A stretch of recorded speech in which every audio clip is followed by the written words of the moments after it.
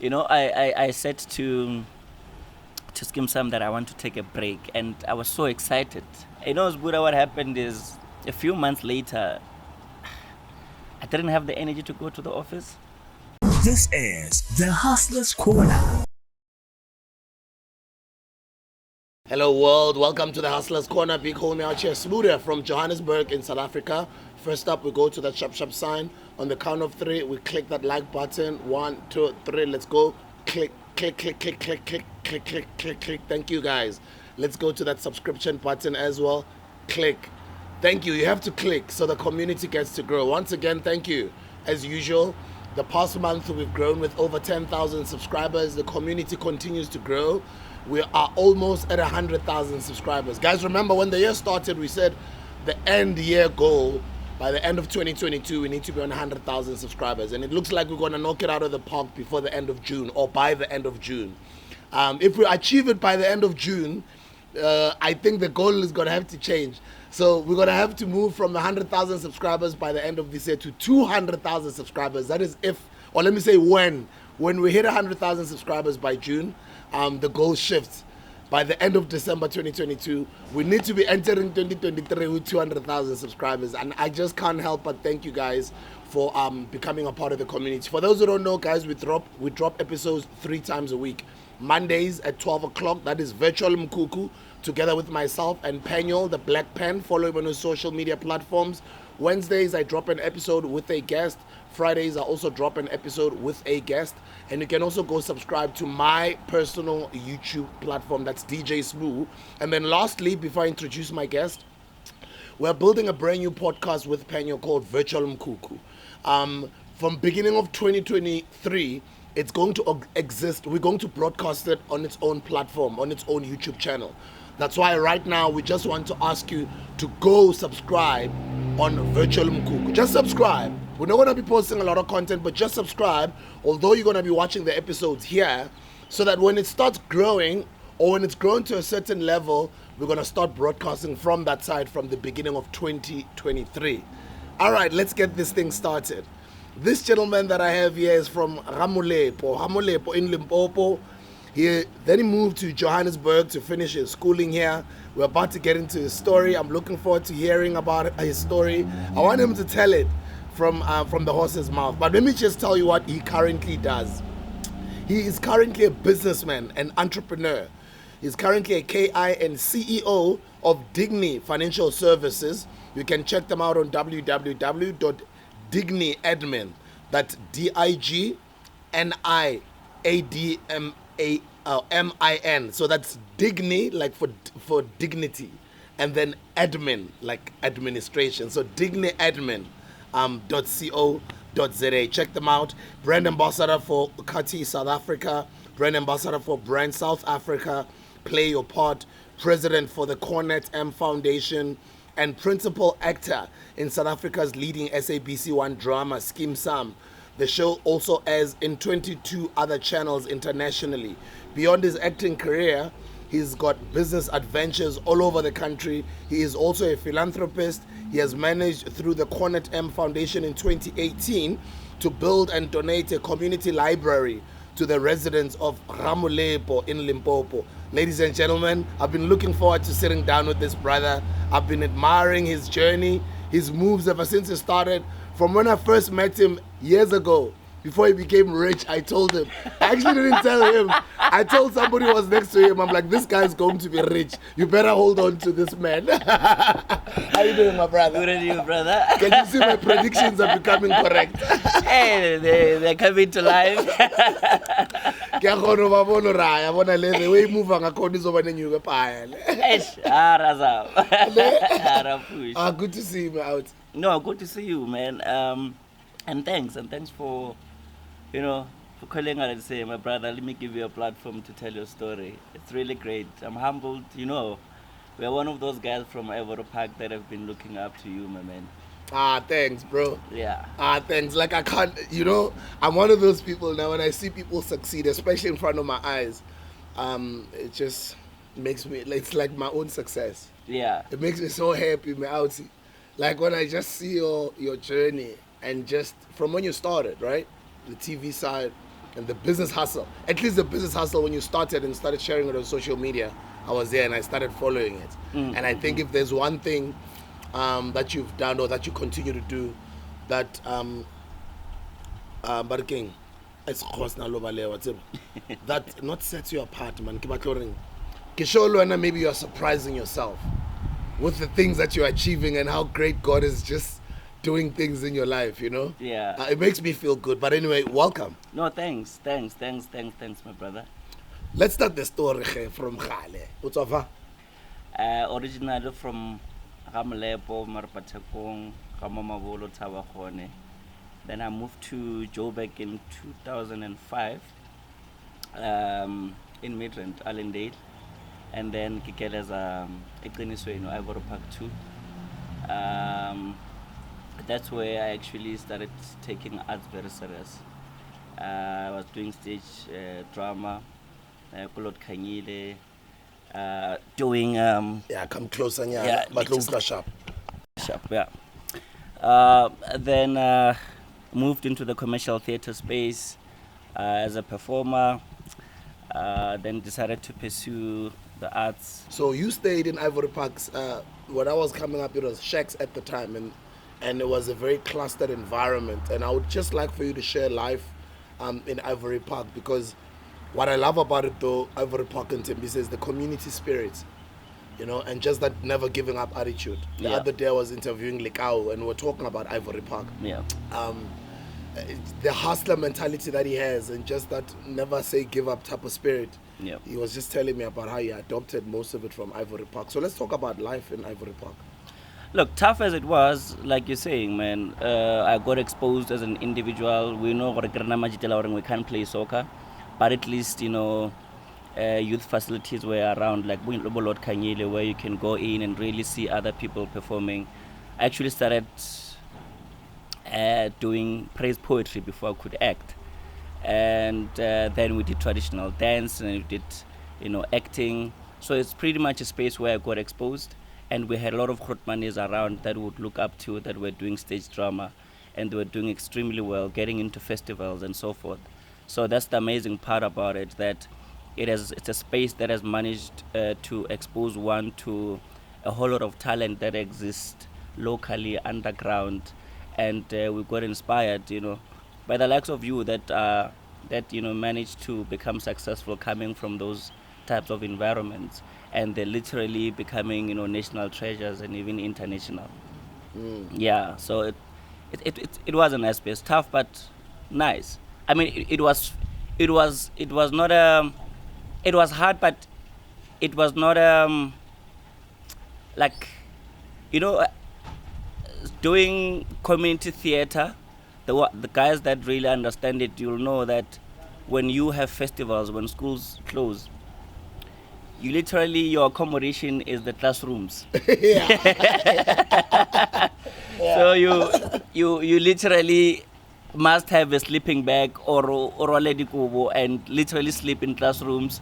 But the excitement around the festivals and the excitement, you know, the energy around young people like yourselves that are saying, you know, we don't care, we don't need lodges or whatever meals that we manage to get as a collective, we eat together. It's more communal. So it built character, and a very strong character.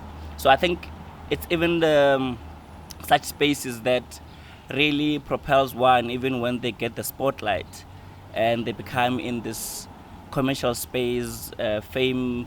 You don't lose the drive, because you really know you know that discipline has been grilled on you. So it becomes easy to even move and do focus on empowering other people. It's not easy to get into the television industry in South Africa, or let me say the entertainment industry. How did you get in? Audition. I went to audition. It was just normal. I went to audition. But Skeem Saam was my first big audition on screen, because I've never really had interest on being on TV. I've always been that guy that's like, I love stage. I don't think my looks qualify me to be on screen. So I've led it to other people to just be on screen. And I was focusing on stage. Then I went for the audition, and they loved me. Then they gave me the role. Yeah. That's why even now you will never see me like going to, I mean, being on that screen show, that show, because I feel like if it's meant to happen, I'll meet with the guys. If they want a screen test, I will do the screen test. But it never comes to me to say, go hustle for the next road. And I think that's why I really focused on building a strong foundation for myself, where it will allow me to do arts for the love of it and not really because I want to survive. Yeah. How has fame changed your life? Yo, it has exposed me, man. It has exposed me to great people, to bad people. It has given me a platform to build. It has managed to really know and be able to experience love from a stranger. It has exposed me to know that there's so many people out there that are struggling, that are looking for help. It has actually helped me to not judge quick. It has helped me to protect my own space and sanity as well. And it has actually made me to really look at the next person and say, we can do great together. You're one of the people that have not just became comfortable with the fame in the entertainment industry. You are evolving into becoming this amazing businessman. In the few years that you've been in business, you've been doing extremely well. What inspired you, the move to business, and why the financial services sector? So here's what is funny. I've never really thought about the financial sector. The only thing that I knew before I opened my company was arts. From primary, high school, varsity, that's all I knew. And I got exposed to the financial sector through my business partner. So he was working in the financial sector as an advisor, as a financial advisor. And that was the first time I got exposed to what this corporate is. And I'm like, this corporate life has been presented to me as this thing that is difficult and is for intelligent people and artists can do it. And, through understanding what the financial sector is about, because I was just going to meetings with him, I'm like, there's so much gap in this industry.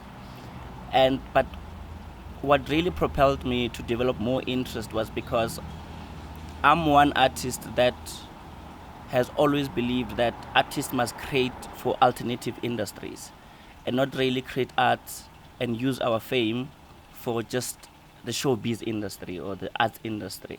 And with me, the financial industry was the right platform for me, because it's a space where a lot of black people absorb so much financial products and they are not being, pioneered by black people. And I wanted to be one of those, financial advisors and build those institutions that will really produce financial products that will be for Africans and, being communicated and crafted in a way that really you understand, that community that you are giving those products for. I mean, we take funeral policies, we take, medical aids, we take short-term insurance for our cars and properties, but if you check how they are customized, they're not really customized for a pensioner that is in the village, and they will really understand the terms and conditions that are engraved in those policies. So I wanted to be that guy, and since then, I mean, we've managed to really, gradually, win the hearts of these businesses like your funeral undertakers, your stockfels, your social clubs, and customizing products for them that really speaks to them. I love the space. I've been trying to get into it for quite some time, especially the insurance space.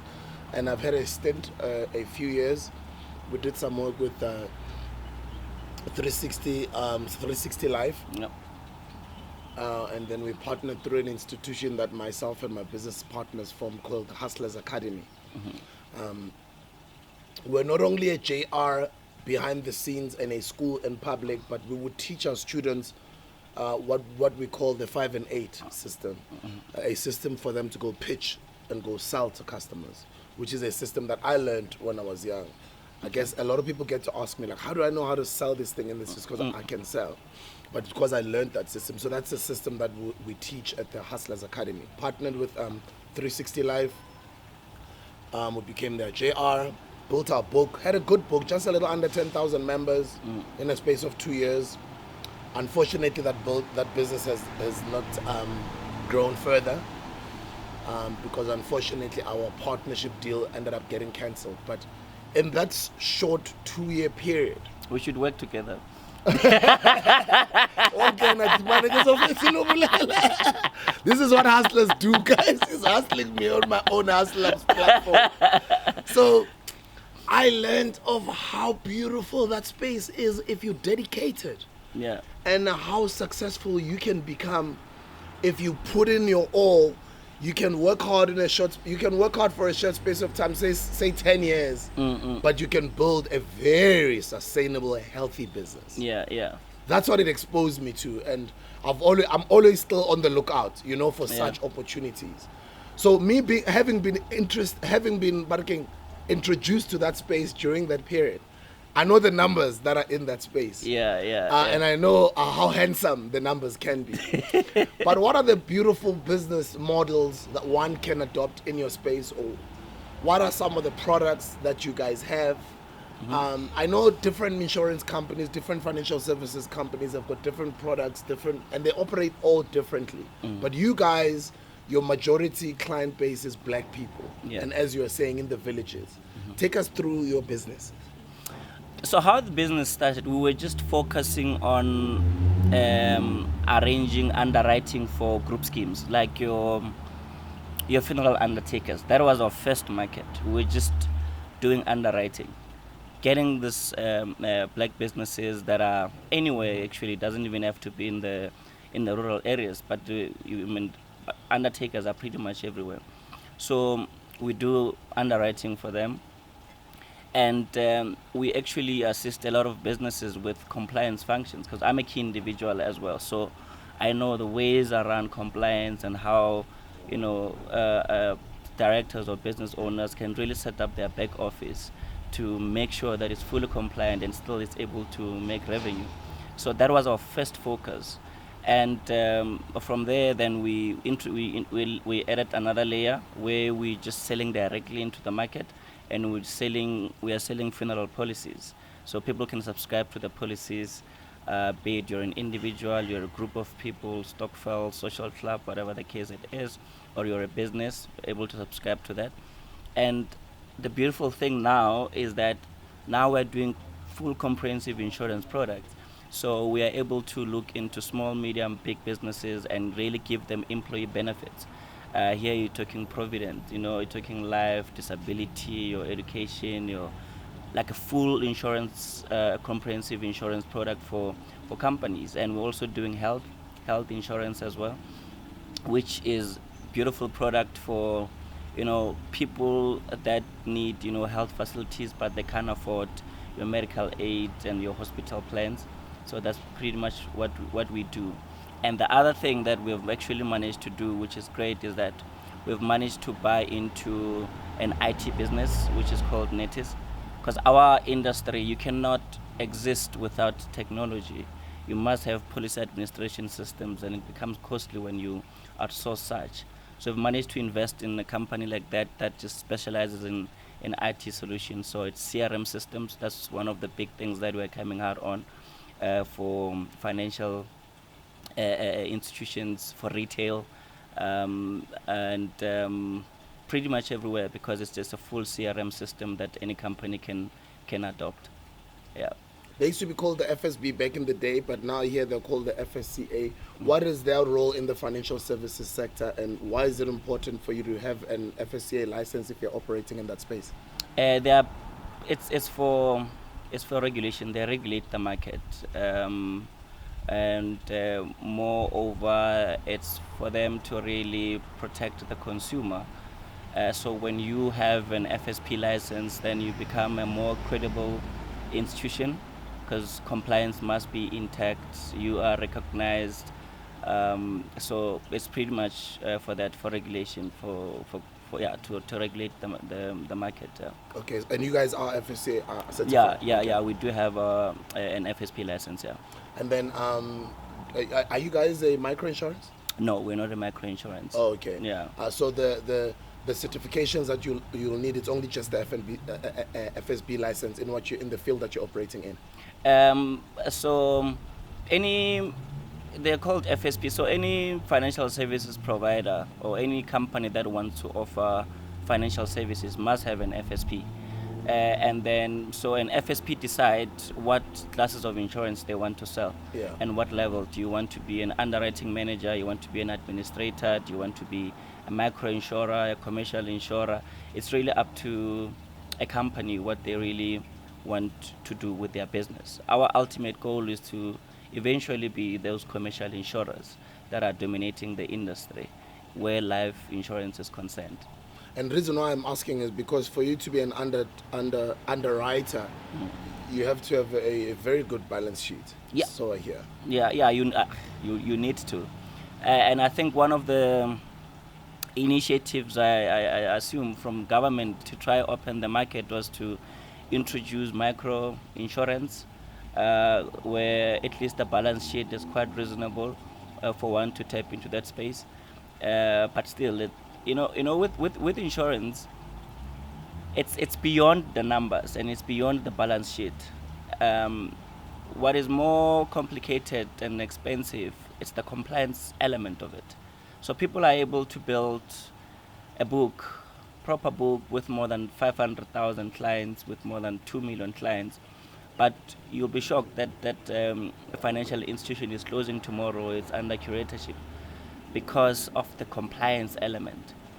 It becomes costly even when you're a small, medium business like ourselves, where you must spend so much money on compliance and making sure that your compliance is intact.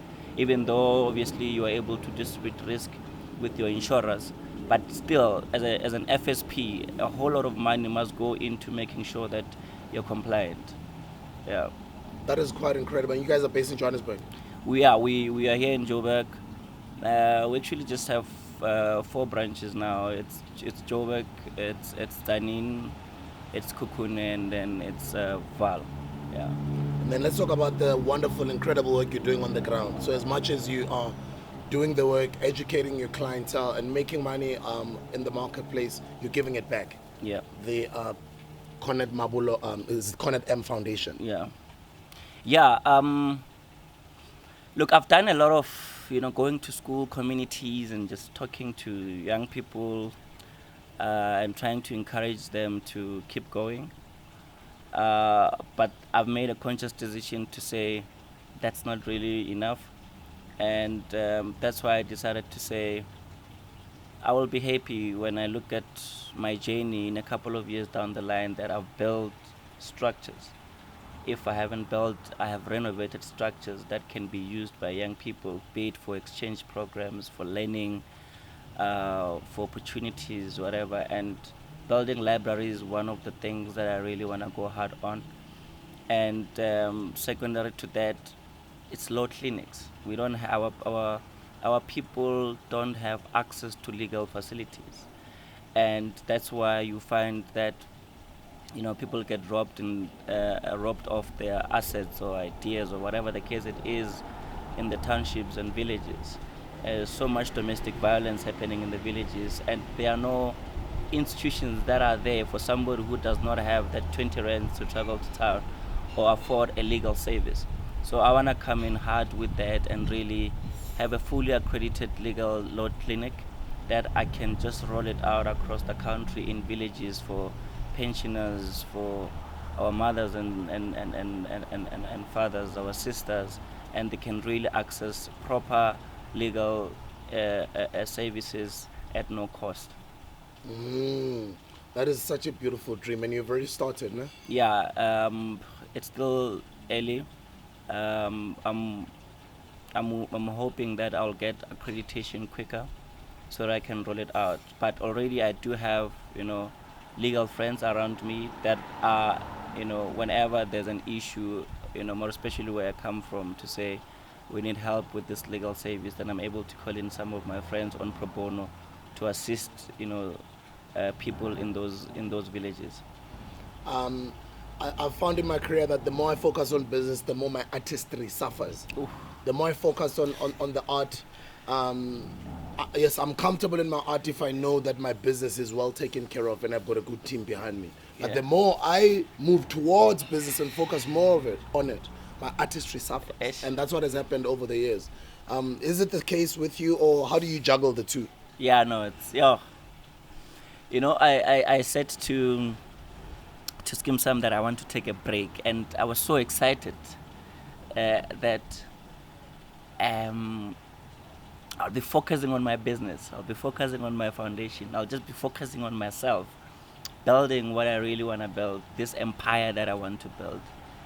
Buddha, what happened is a few months later, I didn't have the energy to go to the office. I didn't have the energy to hit the ground and really sell on the ground.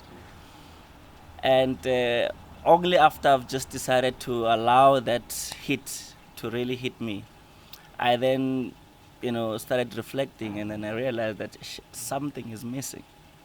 And this is something that I've been doing since like a young age, and that is just waking up and reading stories and acting. And that part is missing.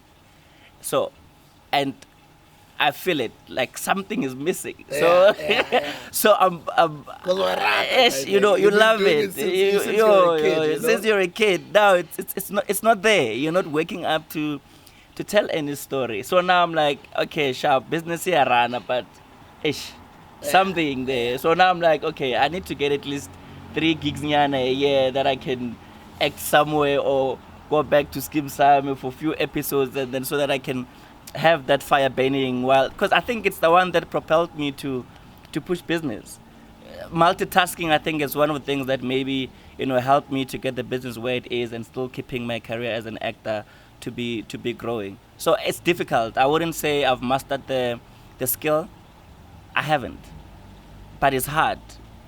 Also, you want to act because you want to act. You don't want to act because you don't want to, because then you end up having toxic relationships with people. You end up destroying, I think one of the things that I've learned is once you get into a boardroom as an artist and somebody can give you what you want, which is money, and you don't have the capacity to walk away and say, okay, so it's fine. I really want to work with you, but if you pay this much, it's fine. You can get the next person. Once you're not at that level, you end up making deals that are convenient now, but as you grow later, you start blaming people back because of the decisions that you've made. And in most cases, you don't take accountability because your IP is gone. But I think there's a need for artists to build so that they can do it for the love of it. And when they're making, if they have to get into business transactions, they shouldn't be in a position where they're doing them out of desperation. I don't know if you get what I'm saying. I get you. I totally get you. Yeah. I've never wanted to be a creative based on the money. Yes, when I was in it, at some point, you're there because you're still building your career. Yeah. But I think where I am right now, I don't make music to be on the charts. I don't do entertainment so I can be famous. I don't do things just for exposure so I can be... I do things because they are aligned with what I represent and what I stand for and who I am. You know what I mean? Yeah. And if maybe it's done by somebody that I want to empower and help, and I know that maybe my participation in that project will help them grow. Yeah. I will do such, but it's not necessarily for money anymore, Yeah. But I also do understand that when you are still full on in it, building yourself and building your career, you also have to be very strict with the type of deals that you take. You can't just take everything. Yeah. There's other things that you have to look at, and you have to question your own values and principles and how you are brought up. Yeah. And question yourself if this is something you really want to be a part of. Yeah. And especially in our industry, once you become a part of something, it exists forever. Yeah. So I totally understand you. My man, and actually taking a break has made me realize a whole lot of things. When one zooms in the industry, there's a lot that has been hidden. When people generally fight, they will in our acting, they will fight for royalties. That okay, this one is not offering royalties, this one is offering royalty. The call rates, okay, long contracts. at least I can be able to purchase a house or get a house on bond or, get a car. And, those are the basic stuff that we really fight for. But being in the financial industry has made me realize that there are no employee benefits, no artist benefits, more especially artists that are on long contracts. Imagine this, Buddha, you manage to be in a 12-month contract or 3-year contract. Then you are credit worthy and then you manage to get a bond. Now, you leave the show in 5 years or 7 years and you haven't completed the house. You're living with nothing. Say you're on a platform that does not give you royalties, right? Or maybe you're in a platform that gives you royalty, doesn't really matter. And you're living with nothing. We're not saying, saying that you must have invested, you must have been smart enough to invest while you are there. That's not enough. You can't push it to an individual that all he knows or all she knows is arts and want them to just automatically, through reading articles and watching TV, people talking about investment, that they must automatically invest or get those benefits for themselves. I mean, you see artists being in public hospital, public clinics, artists not finishing their houses, on their cars, stuff being repossessed, but this guy has been with the show for 2 years, for 3 years. Why is it that we cannot give them employee benefits? Investment stuff, why are they not mandatory? When you leave, you'll decide if you want to withdraw the money or if you want to continue with those things on yourself. And that's some of the stuff that it doesn't need a country.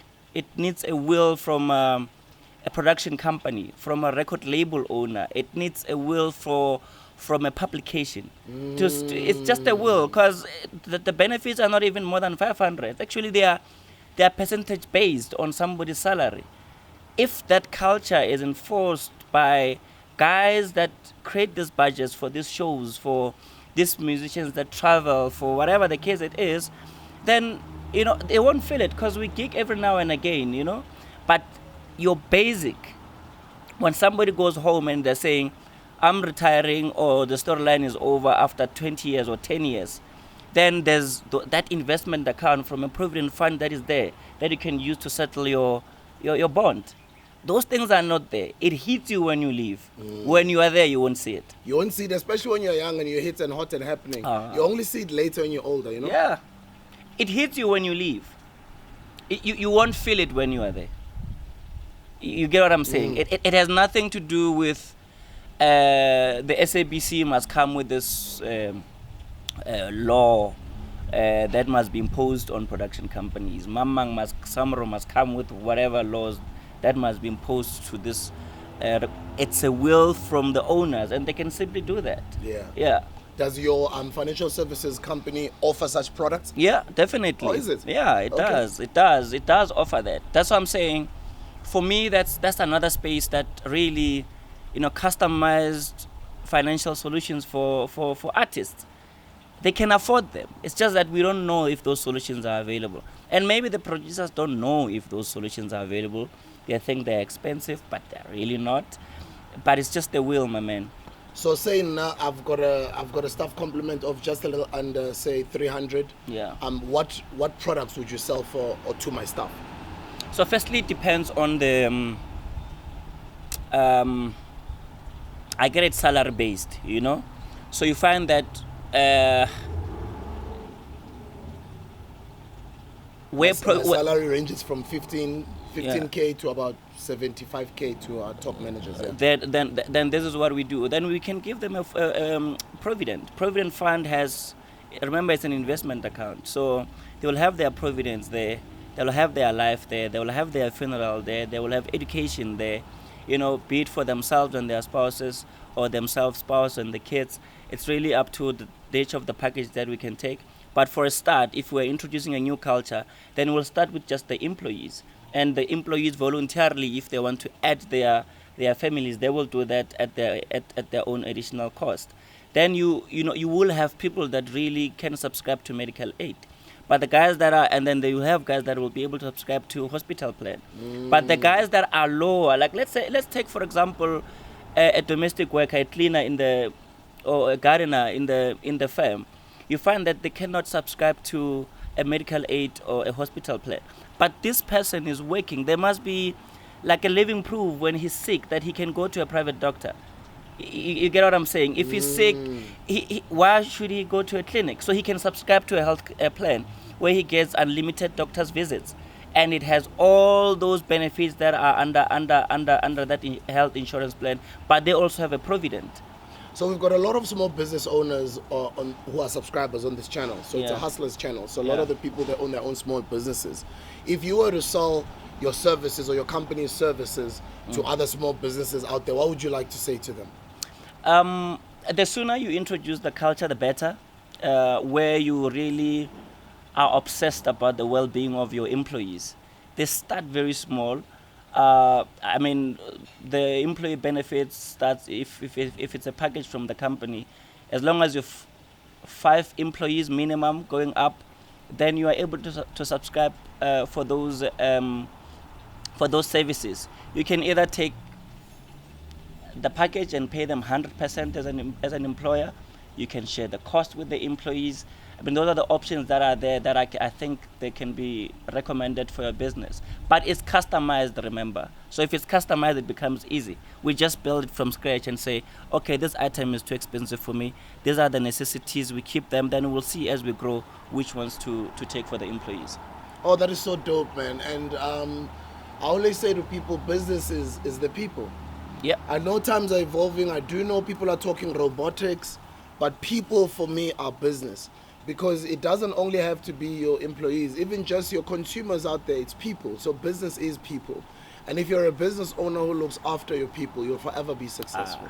Proper. So the other things that people don't realize about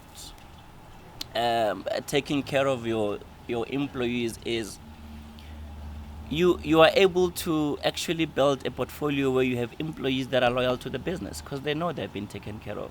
You are able to retain skills. So if you're a small business, let's say you are not that strong with competing on the salary margins. If the employee has benefits and they have to move from this business to the other, and the business they are going to has no employee benefits whatsoever, employees normally become reluctant to move. Yeah, because those are some of the things we look at. Yeah. I mean, if the difference is 1,000, this guy's offering me 1,000 more, but with no benefits, chances of me leaving are going to be extremely less. Because here, I have benefits that I know when I live here, but also because I'm putting in energy to grow the business. One day, the salary will go to that next level the anticipated next level that I want. Yeah. It's not even about just saying I'm giving, but it helps small businesses to retain skills and talent. That is so dope, man. A lot of small business owners, when they attain success, machita mang by loser. I mean, I'm not talking about the ones who go extreme and do drugs, but a lot of people, when they start attaining success in business, they lose it. How have you been able to keep it together? And now one thing that really kept me grounded was I just reminded myself every now and again that I'm doing arts for the love of storytelling. So anything that comes with it is just noise for me. I've never really entertained fame. The only time I would look at it is how can I make this thing work for me and how can I use it to help the next person. And I just love giving, man. So giving is one of the things that really have managed to keep me grounded. And I'm more family orientated. Yeah. Thanks. I'm more family orientated, so that also has kept me grounded. Nalingos? Yeah, 2. Ah, congrats, bro. Yeah. Yeah. 2 How old are daughters, 7 and 4. Lovely. Yeah. So I mean, my family keeps me grounded, and the company of people as well. Yeah. They've kept me grounded. Yeah. What are some of the things that you do to keep yourself sane when you're going through very big challenges in business? I go to the village. Yeah, I've got a small land there where I just go to the mountains and relax. I've got friends that I've left there at home, so I go relax with them. We speak about just life. We don't care, but we just speak life. just and then also looking at your family, man. You know kids don't care about anything. Whether I want a child at the next meal, they will be happy to see you coming home. So that also, man, looking at my kids sometimes it's just like, yeah, there's more to life than what I'm chasing out there. You still go back to Ivory Park? Yeah, I do. I still go back to Ivory Park, to Eqinisweni. Yeah, I do. Are you a spiritual, religious person? Spiritually, yes. Religious, no. What's the difference? Spirituality is it's you don't need religion to actually say that you are a spiritual person. So spirituality is actually being one with self and being one with the forces that governs your life. A religion, I think it's more Institutionalized. Yes, that word. Yeah, it's more like that. And unfortunately, nah. But it's not a space that I say. Actually, I grew up in that space because of family, parents, but I don't visit it a lot. Yeah. Yeah. Sports? How do you keep active? Mountain biking. Okay. Yeah, I love mountain biking. So I do that a lot. Reading? Reading I do. There's no way that I can... Obviously, you're an entrepreneur. Yeah. We always ask people to recommend at least 3 books for our audiences out there. Okay. Currently, what book are you reading, or what 3 books would you recommend for our hustlers out there? The current book that I'm reading is How to Steal Like an Artist. What is it about? It's more it's a book that really speaks more on being one with self, tapping into creativity, sharing work, creating work and sharing work. It's one book that is able to open you up to spotting opportunities quicker. And then the previous book that I read before this one was well, give me that phone. I do online reading. Yeah. So, same here. I love my audiobooks. Yeah, I do them. What do you call this? I buy them on online. On online, Audible? and then I have, yeah. You buy them on Audible, guys. Also, okay. By the way, they're not paying us. Please give me my phone there. But let me give them a plug, guys. You must also download Headway. Basically, Headway is you can have tons and tons of books that you can read, and you just pay a certain amount every month.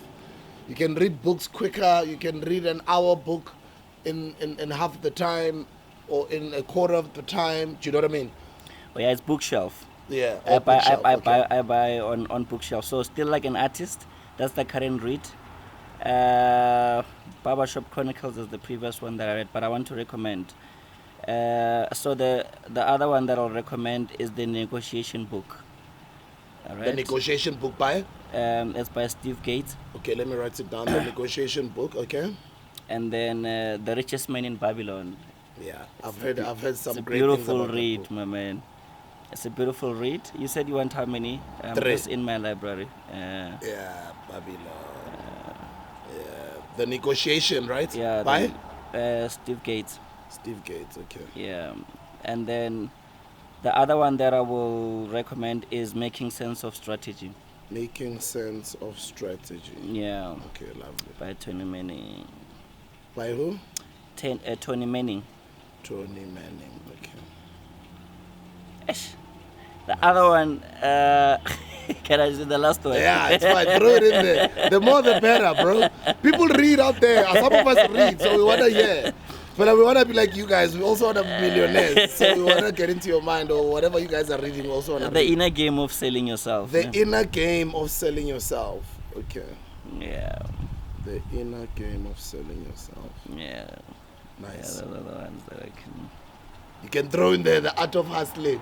Yeah, the art of hustling. The inner game of selling yourself, it's by? It's by where's that thing? Okay, it's fine. I'll probably find it. It's okay. Yeah, I'm just opening it now. That is so dope, man. Guys, they say, like the same way you do raps when you're training or when you're at the gym. I say that it's the same thing. When you're training your mind, every page of a book that you read, it's like that one rep of a push-up that you do when you're at the gym, So you have to train that mind. James Borg, ne? James Bob, ne? Yeah, Borg, yeah. Borg. Yeah. That's B-O-K. B-O-R-G. Oh, Borg, okay. Yeah. James Borg. Nice. I'm so proud of you, bro. Congratulations on everything. And this is only the beginning. How is it looking like in the next 10 years? In the next 10 years, we must be commercial insurers. Yeah. We need to. We need to be a commercial insurer. Maybe the first step would be micro insurance. But the ultimate goal is to be, the commercial insurers. What does it take to get a micro insurance license? One is compliance. Second, it's money. Compliance, money, and the right skills around. The difference between a micro insurance and a full-on insurance? Micro is more lenient. It's like an entry-level kind of insurance license. Yeah. And how's the insurance industry in the country? Is it, let me say, is the black ownership growing? No, it's not. Because you find that the big players are always just underwriting everybody else. No, it's not. It's not growing. It's not growing, man. It's not growing. Okay, yeah, not young. Some black businesses are taking advantage of the micro insurance license, but if you speak commercial, nah. I don't know. Even if you check the past decades and you were to ask yourself,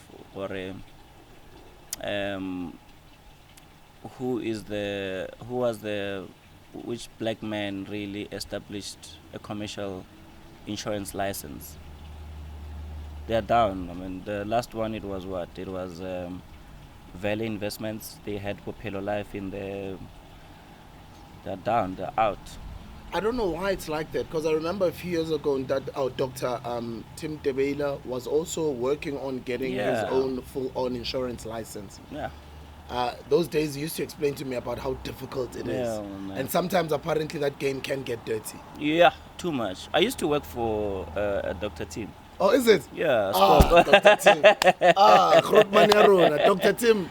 We miss you, sir. We miss you, sir. I used to work for him. I learned a lot. I learned so much from that man. That's why I started. Okay. That's why I started. Yeah. Oh, okay. That's why I started. Oh, wow. Yeah. Thank you, Dr. T. You brought us this man. He's doing really well, the young man. Thank you. Oh, that's dope. I mean, you had your Limpopo lives. Yeah. Also doing well. I think a lot of people who used to work for Dr. T are doing really well. Yeah, no. Sorry, I disturbed you. No. I was just saying that, my man, there's no transformation. Why can't you just government must come for us and give us funds, and not only funds but resources. Like I said, to just safeguard us, say we just want to produce the first young person to ever own an insurance business. I'm looking at one right here. They should do that. Go for it, bro. Yeah. But yeah, that's what we wish for, when we will get there is determined by the support that we will get from the people. That's what it is. So the more black businesses subscribe, or any small, medium, big businesses subscribe to our services, the quicker we'll get there. And the more they will actually, get products that are really customized for their businesses by people that really understand who they are. But we need more successful stories in the financial industry from black people. Yeah. You're doing very well, man, and I'm so proud of you. When you're starting, I knew that you would succeed. I know you're only still at the beginning stages, but I told Clement, Mr. Masemola, I told you that, I told you he's going to have mine. Did he listen to me, that man? He's my brother. Oh, okay. I saw No. I used to have a guy that used to say, when I came to Tshabalala, one day, trying to go to Toreso. Yeah. Horror super like an alloy. I can't follow it. Also, No, proper. Skeem Saam. Proper. He's not going anywhere. I'm Sure. not going anywhere. He's my brother, that one. Is he getting into? I know he was starting his own retail, grocery deliveries, and he was doing a new business last year at some point. Yeah. Is he getting more and more interested in business, or what are you? No, he is. I know he'll speak for himself when he comes here. Yeah. But as your friend. Yeah, he is. He actually also wants to start entertaining his law degree. Oh, can I get lawyer man? Hey, we need him, this guy. He must just focus on entertainment law and just rescue a whole lot of us. Yeah. Oh, that is so dope, man. Yeah. You know, Damon Dash speaks about something called the circle of success. If everyone in your clique is rich, then there is no chance of anyone ever falling. Because if you go broke, I get a little bit, you give a little bit, you give a little bit, you give a little bit, and then you're rich again. Yeah. Basically, that's the idea, right? Just keeping your friends rich or empowering each other so that you're able to always help each other out, because collaborations are key. Proper. We need them. And we need to look out for each other, man. I think gone are the days where people just want to be successful alone. And it's boring. It's boring, man. And gone are the days where people must lie to each other and say, "Kisharp or basi sharp," so that we can help each other. I mean, what's the point of just lying when you can just get help from your circle? You know somebody that can help me. You know, I might know somebody that can help you. So we need to be more open and be more honest. You know, not to say tell everybody the truth, but your strong cycle, if transparency and honesty circulate, then you are able to assist each other even in times that are bad. Yeah, I totally agree. Yeah. And then before I let you go, going back into the acting industry, or you still taking a break? I miss it. I'm lonely. Yeah. So yeah, I will. Yeah, I'm open for work. Yeah, I'm guys, open book for on work. demand. I'm open for Send work. auditions there. You don't have to pay him. He'll do it for free.